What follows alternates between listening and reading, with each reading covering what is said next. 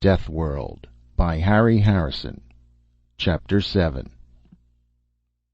In the morning, Jason awoke with a bad headache and the feeling he had never been to sleep.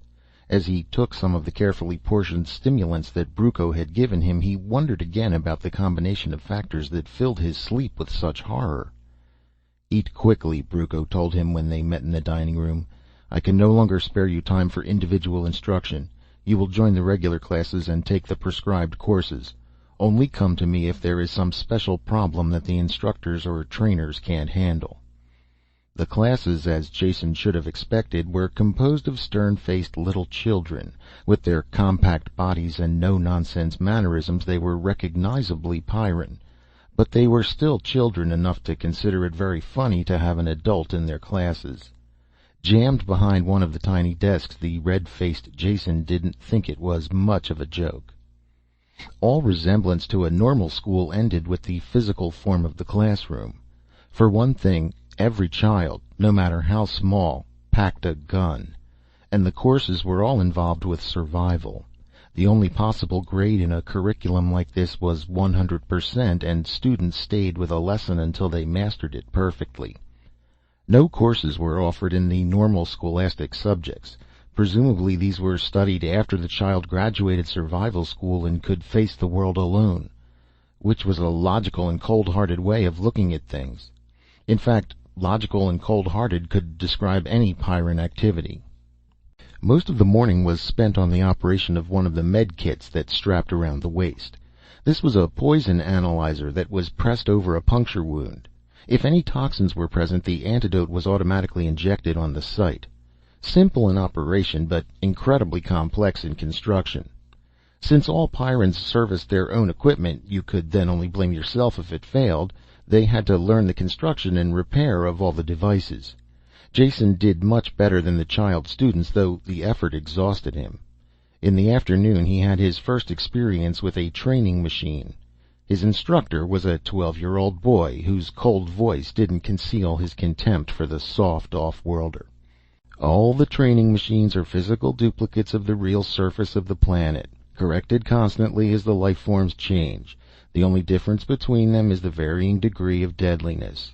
This first machine you will use is of course the one infants are put into—" "You're too kind," Jason murmured. "Your flattery overwhelms me." The instructor continued, taking no notice of the interruption. "Infants are put into as soon as they can crawl. It is real in substance, though completely deactivated."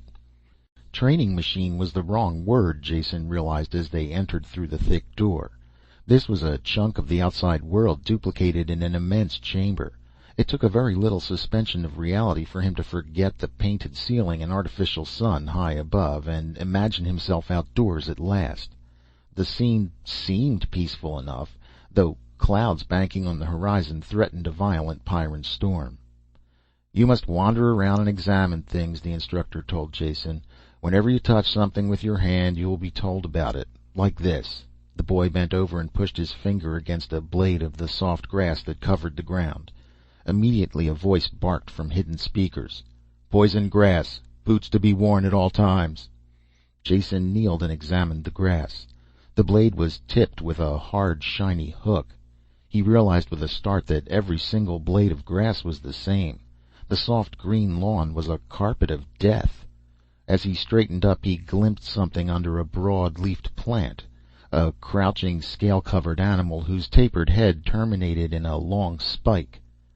"What's that in the bottom of my garden?" he asked. "You certainly give the babies pleasant playmates." Jason turned and realized he was talking to air. The instructor was gone. He shrugged and petted the scaly monster.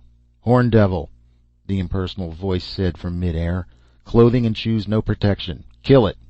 A sharp crack shattered the silence as Jason's gun went off. The horn devil fell on its side, keyed to react to the blank charge. "Well, I am learning," Jason said, and the thought pleased him.